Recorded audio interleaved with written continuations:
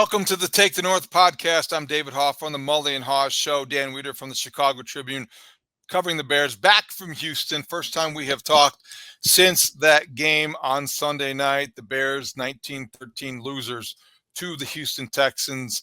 Dan, obviously tough one to take for the Bears. Wondering what you had to add from your experiences down there in the locker room and then covering the aftermath on Monday. Yeah, good questions there. I would say my first impressions walking into that locker room on Sunday night was that it felt heavy. And I wrote about that in my column at chicagotribune.com. And just a game and a loss that maybe felt like it had more weight to it than it should have for being a week 2 game. I think part of it, David, was the primetime stage and the Bears recognizing that they had an opportunity to sort of have a statement and signature in their season. And then I think the second part of it is just the eye test, right? And the way things looked offensively was so rickety. I think my colleague Brad Biggs used the word discombobulated. That was an apt adjective for that performance because offensively, across the board, there were issues. And that's obviously the conversation here in town all week. And I think that led to this feeling of, we've got a long way to go. We knew we were going to have a long way to go, but it just felt like they didn't really make any progress in the direction that they wanted to go on Sunday night. Conversation centered around the offensive line's inability to protect Caleb Williams, the way the Texans exploited that for 7 sacks and all those pressures. We'll get into all of it right now with our opening drive. All right, Dan, so I think that let's start with the offensive line. We'll get to Caleb in a breakdown, his night and his future when we talk about the QB1 segment. But I think with the offensive line, the biggest question there are 2 of them. Number 1, what went wrong? And number 2, how realistic is it to fix it in season? And you can fix it a variety of ways. You could just get better, which is, I think, a big ask, or you could tinker with personnel, which I think is more what people are wondering about in terms of moving things around. But what went wrong and how realistic is it to address it with personnel moves? Well, to the latter question, I think this has to be an all hands on deck effort. It's got to be everybody in your offensive line room working on this. It's got to be your offensive coordinator figuring out how to work around some things. It's got to be your head coach taking a really, really strong magnifying glass to each individual performance up front and trying to figure out, okay, what is correctable and what's a weakness. I think there was a lot within that game video going back through it that just gives you pause because there's so many things that are off right now. You have to find answers quick, fast, in a hurry. This league is a league that allows you to do so. You'll get a different matchup this coming Sunday in week 3 in Indianapolis, and maybe you're able to lean into some of your strengths more than trying to spend so much time accounting for the opponent's strengths, which has been a problem the first 2 weeks, both with the interior of the Titans defensive line and then obviously the edges for the Texans caused them a lot of issues in addition to the pressure. You're not sitting here with a whole lot of options in the depth issue. I know Ryan Poles was very pleased with the depth that he had put together coming out of training camp, but I think Brad Biggs wrote it in his 10 Thoughts column on Monday morning that, they've got 3 backup linemen right now that have never played an NFL snap, so you're not sitting here with a wealth of understanding and knowledge of what you might be able to get from a Bill Murray, from a Karan Amangaji, if you wanted to turn it in a different direction at any of your positions. So there's just a lot that goes into this. And so I think, again, all hands on deck, and you have to be very honest about what you're seeing and how quickly you can make fixes while sort of pursuing the long-term fixes as well. So let's talk about some of the specific fixes, or at least the ideas. These aren't necessarily Bears offensive line coaching ideas. They aren't Shane Waldron endorsed ideas, but they are ideas. And as I sit here in the studio at 6-7 score, I can tell you that people on the text lines and the phone lines are full of ideas. So let's address some of them specifically. Nate Davis has been underachieving for a lot of reasons maybe we don't fully understand. How about Matt Pryor for Nate Davis? Is that a realistic possibility? I'm fine considering it, to be honest with you. There's certain things on the game video where you go, what is happening here? And we had all these questions through training camp with availability, and then you start to see things on the game video that leaves you questions about what you're actually getting out of a guy that you invested a lot in. Matt Pryor does have experience. He is the one backup on your offensive line right now after Ryan Bates moved to injured reserve that has experience, and they liked a lot of things they saw in him from the off-season program and into training camp. And so if you feel like you need to pivot in that direction to give your offensive line some I guess a mental boost, to give your quarterback and your running game a mental boost, I'm okay considering that, but I'd like to hear a little bit more from the coaches from what they're seeing. A little less drastic, perhaps, but something that has been tried before and worked. What about moving Tevin Jenkins from left guard to right guard, and then that's you insert maybe it's Pryor, maybe it's somebody else at left guard, because Tevin Jenkins has been effective lining up next to Darnell Wright. Something would work on your offensive line, because right now it doesn't seem much is. What are you doing at left guard in that situation? Maybe that's where you go to somebody like Pryor. Maybe that's somebody like Murray. I'm not quite sure what other options you would have. So I don't know if any of them sound better than what you have, but it is change maybe for the sake of change. Yeah, that's what it sounds like to me. It feels like you're just Okay. kind of rearranging things to try to make yourself feel better, but not necessarily getting the production boost you need there. Look, another thing, and you may have a couple more to throw at me, but I do. okay, throw them at me, and then I'll come back to this thought that I'm having here about the interior. Karan Amagaji is somebody who has not played a snap. You mentioned him. He's your third-round draft pick. Don't know if he's healthy enough to be in that situation, but he is on the 53-man roster. Number one, would you consider using him at either tackle position? But more likely, and the more, I guess, to the point, would you consider trying him at a new position, left guard? That is something that came up on the morning's Mully and Haugh show. I didn't like that idea, but I do think at this point in time, you do have a sense of how could it be worse. So this is where I will kind of borrow from the book of Aaron Rodgers. We like to borrow from the book of Aaron Rodgers on this podcast every once in a while. And the famous spelling quote that he had. I'm going to give a different word though, and I'm going to spell it out. Breathe. Everyone needs to take a breath here. Everyone needs to breathe here. The Bears are 1-1 in their losses against a team that they went on the road to play, that won a playoff game in a division last year and was favored to beat them by almost a touchdown. I get it. The eye test was failed on Sunday night, but I feel like there has been a level of drastic reaction here that just requires 2 days of breathing. Let's see if it looks as awful on Sunday at Lucas Oil Stadium. Let's see if the Bears can make corrections and fixes. I think when you're 2 games into a season and you're already sort of pulling your hair out and in fire drill mode and suggesting every possibility for wholesale change inside the offensive room right now, and particularly with the line, I think you're just getting a little bit too emotional about what you experienced on Sunday night. And I think that the responsibility of the Bears inside that building is to BREATHE. And then again, get all hands on deck and make sure that you understand what you're looking at, because you got to breathe, right? Like I get told to do that in my house a lot. I have to tell a couple of the younger children in my house to do that at times. I think everybody in the city has to take that moment to do that, and certainly that starts with the coaches at Haugh before they start getting all frantic with the proposals and the ideas that they want to try. Okay, in between those cleansing breaths, let me ask one more. So, what about Doug Kramer at center for Coleman Shelton, who has been I-65, and all lanes are open in the first 2 games?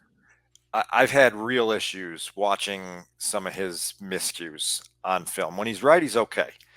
When he's wrong, he's a shopping cart. And I have PTSD flashbacks to Hronis Grasu, who in his experience starting, there was just too many moments where you're like, oh man, like you can't be in the lap of the quarterback on handoffs. You can't be in the lap of the quarterback when he's trying to climb into a pocket. And this video on Sunday was not a Coleman Shelton highlight reel by any stretch of the imagination. And so you got to really take a long, hard look about what you can do to give him a little bit more anchor in there, because you said I-65. It felt like a shopping cart in the parking lot of Target at times, just getting pushed around in whatever direction you wanted to push it around in. And they got to find an answer there, because that's not going to make life easy on the quarterback or the running game or anybody on your offense at all.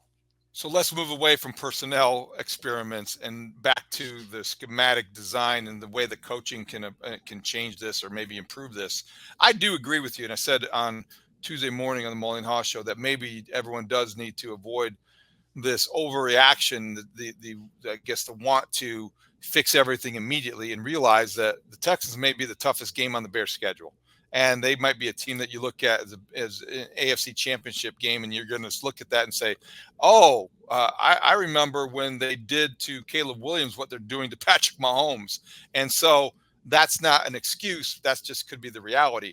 I do wonder this. Monday after the game, Matt Eberflus pretty adamant, I felt like, or pretty certain in the commitment to the running game, or what he wants to see out of his running game as a means of helping Caleb Williams.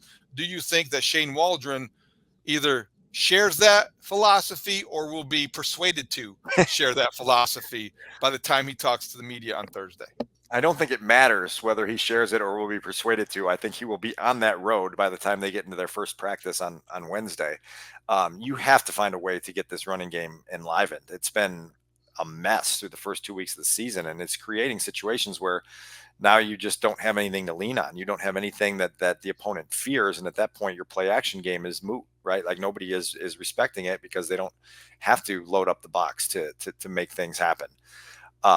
You've got to find a way to get things going there. And there are moments in the video where you say, man, like you're just not getting north and south often enough. There's a 7-yard DeAndre Swift run right up the middle in this game where you go, show that on tape 36 times in a row in the film room on Wednesday morning and say, guys, this is what it needs to look like. It's a 7-yard gain on first down that puts us in second and short and just establishes a tone for a drive. It's too few and far between in that regard. And they've got to get it going, and they've got to hit some explosive runs with people other than the quarterback scrambling for his life in order to make defenses sort of adapt and adjust to what you are doing. And so that's the number one priority. Now you have to do it with the offensive line that we just talked about at length, and you've got to do it in a way that's very calculated and strategic.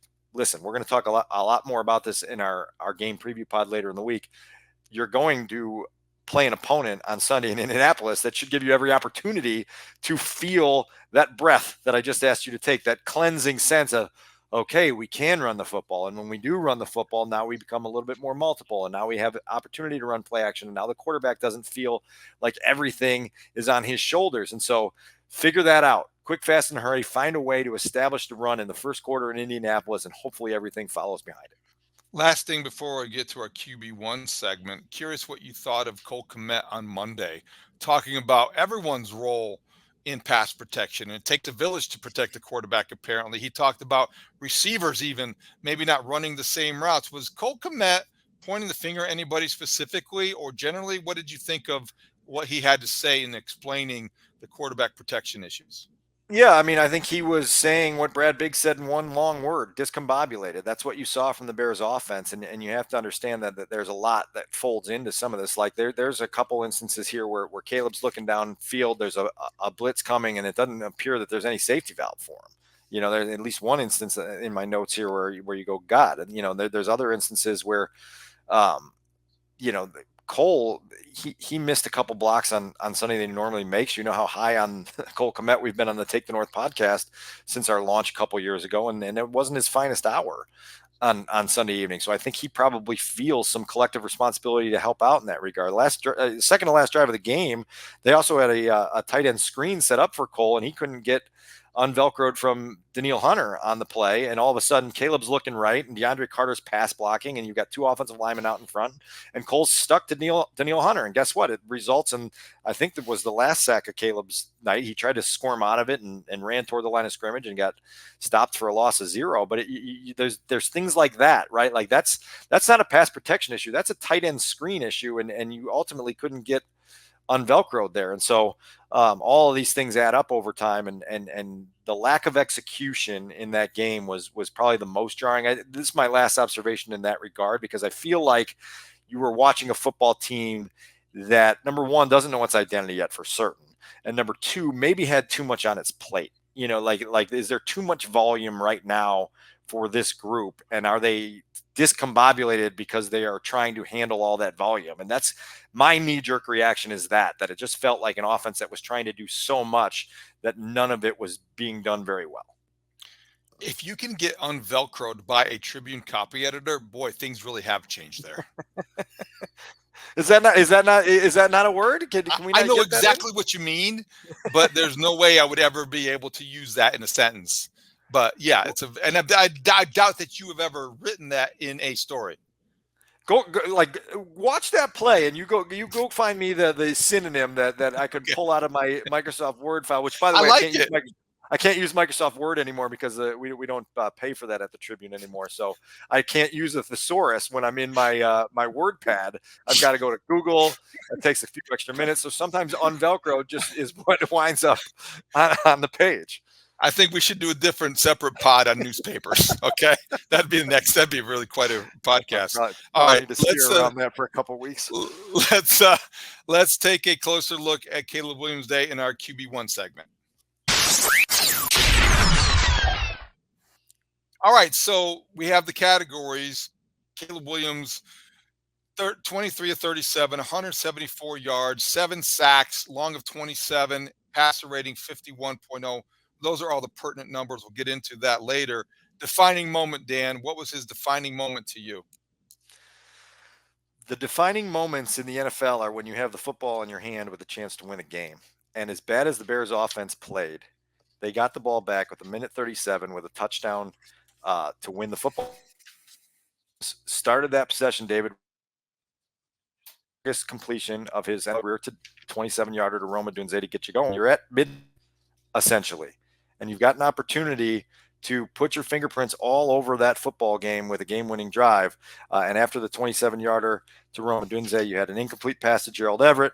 You had a sack. You had a scramble for one that was also accompanied by a illegal formation penalty against Braxton Jones, and then one final incompletion to Roma Dunze where he was running deep down the right side and on a different page than Caleb Williams was on. And so that's it. Like right now, this is that league, and it's a reminder to Caleb Williams that when games have gone south, and to his credit, he stayed in it. You know, like that we'll get to that in a second, but you had a chance to win the football game and you didn't get done, and so now you're 0-1 in those situations, and that for me is the defining moment from Sunday. I think that's a good one. I think that is definitely consistent with what we've always said about fourth quarter moments. And if he, that's when you said to yourself watching at home or you in the press box, if Caleb Williams is going to do what Ryan Poles said, do the special, now's the time to do the special. And you didn't see it. Started out well with a 27-yarder to a Dunze, but it didn't finish well. I think the defining moment to me was either of his, I'll say the second interception early in the fourth quarter. It was one of these plays that intended for Kmet, never should have been thrown, was a product of the pressure he felt, was a product of the desperation he must have felt, and was just symbolic of the entire night of a forgettable welcome to the NFL moment for Caleb Williams. Caleb Williams tried to make something happen. This was, you're not at USC any longer type of thing. And it was as defining as anything he experienced. And that was the one that Lassiter had the first interception. It was called back because of a hold, but this was Lassiter's interception, because I think the Stingley pick was a pretty good play, and not as egregiously bad throw as maybe the second one earlier in the fourth quarter. So I think that was his defining moment. No, that's fair. The pick that bothered me the most, and I think you referenced it there, was the one that was negated. And we can get into that in the uh-oh segment. But there are some moments here that you got to go through as a young quarterback where you have to make the mistake to not make it twice. You know what I mean? And so hopefully you're checking a few of those boxes where Caleb's getting those learning lessons, and you can go back in the film room and the coaches can show you. The one to Kmet, David, it didn't bother me as much on the all-22 as I thought it was going to. He just seemed like, number one, he had Roma Dunze shorter and seemed to get a little greedy, but it looked like triple coverage from the press box. It didn't look like triple coverage from the all-22, as ironic as that sounds. And when that's the situation, it's just a throw that you have to make sure you have as good of mechanics as you can possibly have to try to fit it into that NFL window. He didn't, and it ended up being a turnover. So the next category is the uh-oh moments. There's a lot to choose from. What was your uh-oh moment from Sunday night? Yeah, so the uh-oh moment, it was the one I just mentioned with the interception that was negated, because that is a play that you cannot make in the NFL. Like you felt pressure, you climbed the pocket, you slid to your right, but then you're trying to throw back across your body 35 yards down the field to make a hero play. And maybe that is a play that goes for a touchdown or a 45-yard gain at USC. But more often than not, it's going to go as a turnover in the NFL. And it was just one of those ones that as the ball was released, you're like, oh, God, you can't do that at this level. And you knew where it was headed. And look, like they got a break because there was a defensive penalty on the play and they would live to see another day. But that's another one that you think you run that one back 15 times on film at Haugh and you say, Caleb, never again with this. Don't do this ever again. I get that. It's kind of in a group of passes you want back. I'm sure that was a longer list than he wanted them to be when they watched the tape. My moment for Caleb Williams came with 8:56 left in the third quarter at the beginning of a drive, before the first down, before 1st and 10, delay of game. Delay of game on the. How does that happen? Now, I understand that maybe it was the officials and how does that happen? That was like, what's wrong with this operation? It also helps explain the number of penalties. This was a sloppy game by the offense in addition to the lack of protection, but this was a sloppy game in terms of the operation, the penalties you can't tolerate, and the delay of game penalty to begin a series should never happen. I'm going to go to the spelling bee with this one because that is Discombobulated, discombobulated, right? And like that's unforgivable. It's the type of operational sloppiness that was present.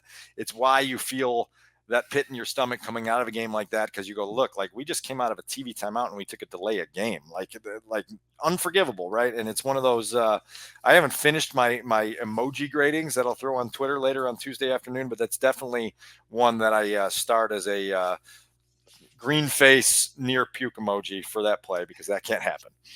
Well, we have had a lot of negative plays to point out and reference, but there has to be some positive plays. So let's go to the bright side. What about the bright side? What stood out to you, Dan, for the bright side? My favorite throw of the entire game is the one that drew pass interference near the goal line against DeAndre Carter. It was an NFL window ripped decisive throw by Caleb Williams that was probably going to go for his first NFL touchdown if DeAndre Carter isn't hit early by, who was it there? It was Bullock that hits him at the goal line. And it was just one of those moments where you say, okay, like that's 3rd and 14, and your quarterback absolutely threw a missile to the goal line that helped you get your one and only touchdown of the season on that drive. And it just, you want to see more of that more frequently and more often, comfortable, decisive, on time, on target, right to a window that you need to fit it into, and you ultimately get the gain out of it, if not the passing yards and the touchdown. I like that one. I like that drive. I think that's also the source where I found something on the bright side, and it wasn't a pass. It wasn't a pass at all. It was on 1st and goal from the 11, and Caleb Williams, after having protection break down, that looked familiar, but he scrambles, and then he lowered his shoulder and he planted his foot, and I think that he took a hit, but he also, this is at a point in time he's getting chased. He's running for his life, and still he's not afraid. I think it was his college teammate actually that he tried to run over or ended up on the tackle, but Bullock was the guy from USC, the safety who you referenced as far as the penalty. And Caleb Williams showed a toughness that I think, when you look at, he never wants to lead the Bears in rushing. He never wants to be in that position, I think, again. But he's also not afraid to get the yards on the ground with his feet. He's a better athlete than people give him credit for. And I also like his toughness and willingness to take some punishment and also try to inflict some. So that was my on the bright side moment. So do me a favor this afternoon if you can, David, because I want to see if that was actually a designed run on that play. It looked like a possible quarterback draw there. Coleman Shelton seemed to be downfield blocking when Caleb Williams hit the top of his drop and took off. So I don't know if that wasn't necessarily a play that Shane Waldron had in there to try to use some of the athleticism and strength that Caleb Williams has to put the ball in the end zone. I like that because if it came after a false start. It was 1st and goal from the 11. maybe a safe play. Maybe they wanted to run the ball from the 6 as well. So I think that would make a lot of sense. But however it started, the way it finished is what stood out to me, and that was one of the brighter spots on a day that he didn't have a ton. All right, last category for the QB1 segment, the big number. What was your big number? My big number is 1. It's the number of offensive touchdowns the Bears have scored through 2 games and 23 possessions. Not going to get it done. They have to find some life offensively. Cairo Santos is doing a great job getting them points out of a lot of drives, showing off that increased leg strength he's had the last couple years. But my goodness, to be 23 possessions into a season and have 1 offensive touchdown, to have your number 1 overall pick still looking for his first passing or rushing touchdown overall, that's got to change. That's got to change in the first half in Indianapolis. They've got to start putting together some end zone parties that Chicago can feel good about. My number is 36. It's the number of pressures that the Houston Texans applied or were credited with in 37 passes by Caleb Williams. 36 out of 37 times, which leads me to worry and to wonder. We heard this. I'll offer this comment in support of what I just said, why it's the big number that stands out. Mario Edwards Jr. told Aaron Wilson. Aaron Wilson is a TV reporter, long time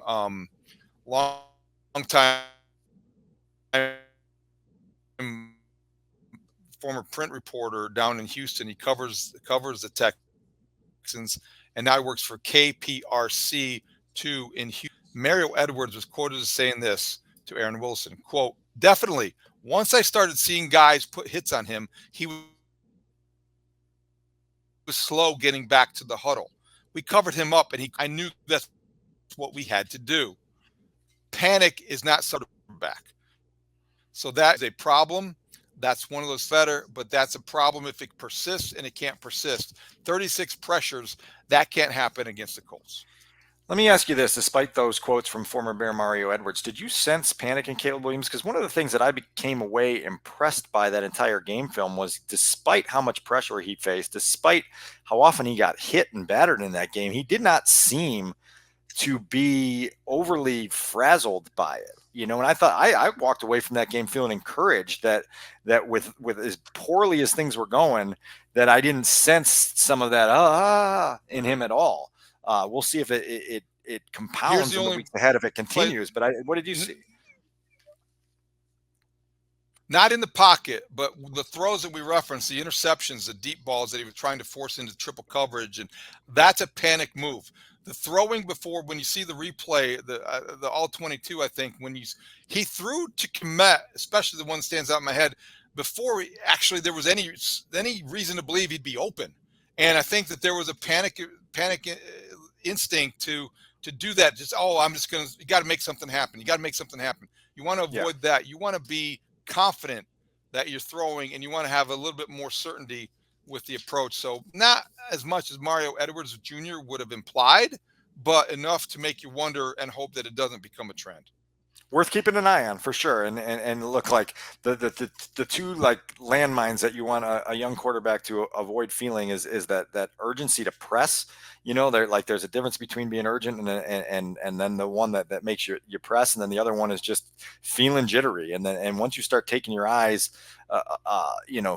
dropping them and not looking downfield because you're worried about where the next hit or the next pressure is coming from, then you get into some really, really bad habits. We've seen a lot of quarterbacks in this league broken by those two things. And so after a game like Sunday's, you put that on your to watch list going into this next stretch of games for the Bears.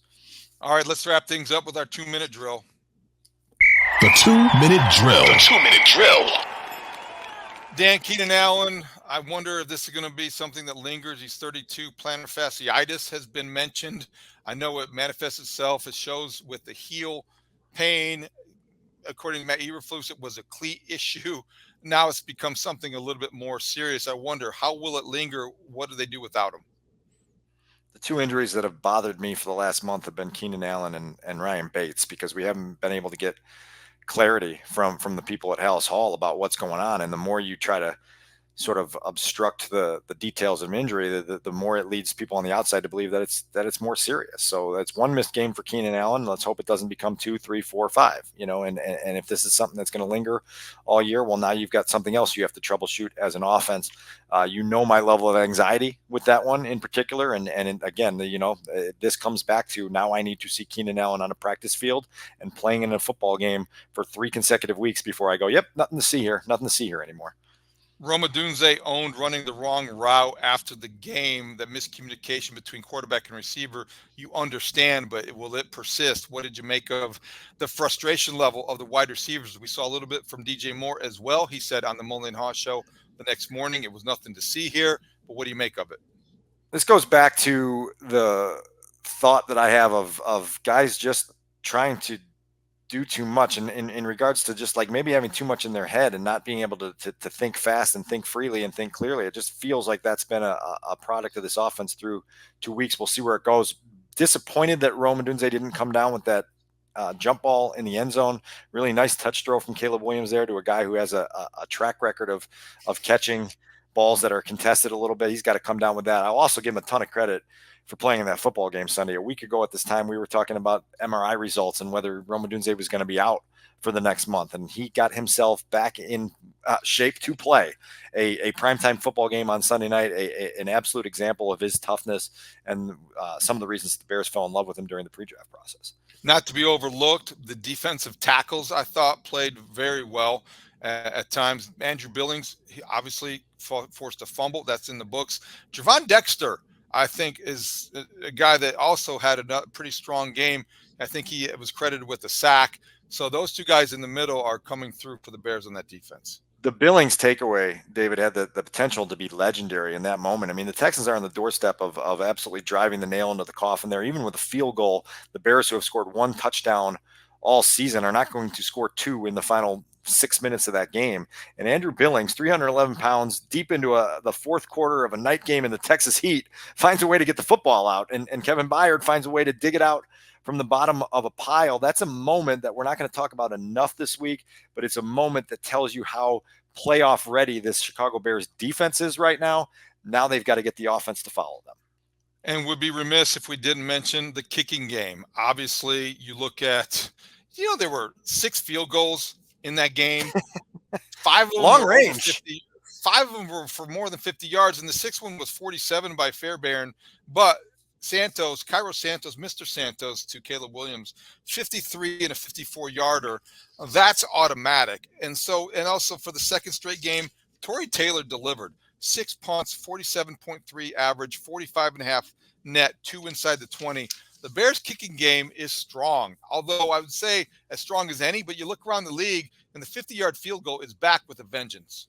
2 weeks ago, we had worries about whether the battery of the Bears place kicking operation was going to be smooth enough. Cairo Santos is making that a moot point right now with the way he's kicking the football. Also thought the 59-yarder by Fairbairn was game-changing at the end of the half. The Bears left a little bit too much time on the clock for the Texans, and C.J. Stroud made a couple of plays to get them in field goal range, and then Fairbairn capitalizes, and all of a sudden 13-10 becomes 16-10, and you've lost a little bit of momentum. Anything else we have overlooked or neglected before we get out of here, Dan? I think we got a busy week at Haugh this week. I think we're in answer-seeking mode to try to figure out how they're going to fix this offense.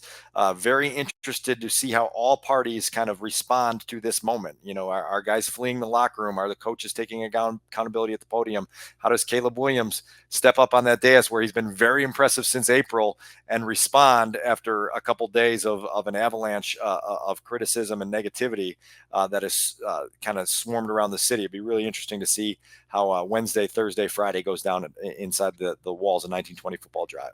Just follow your advice and BREATHE and make sure you don't GAG. Well, don't watch that game too many times. You might GAG a little bit more than you breathe. But DISCOMBOBULATED. Language of origin, Bears. Bears.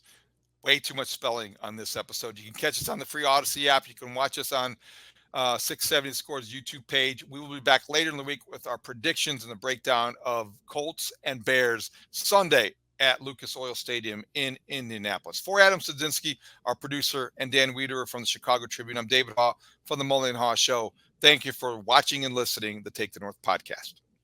Great talk. See you out there.